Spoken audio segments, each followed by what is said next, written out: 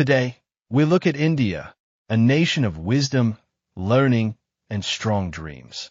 For thousands of years, India has valued education as the key to success and progress.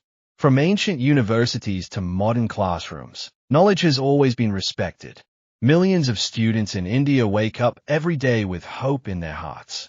They study hard, not only for themselves, but for their families and their future.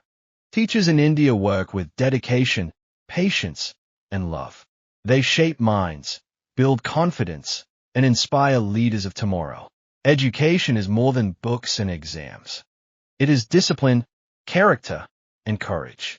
When children learn, a nation grows. When knowledge spreads, poverty disappears.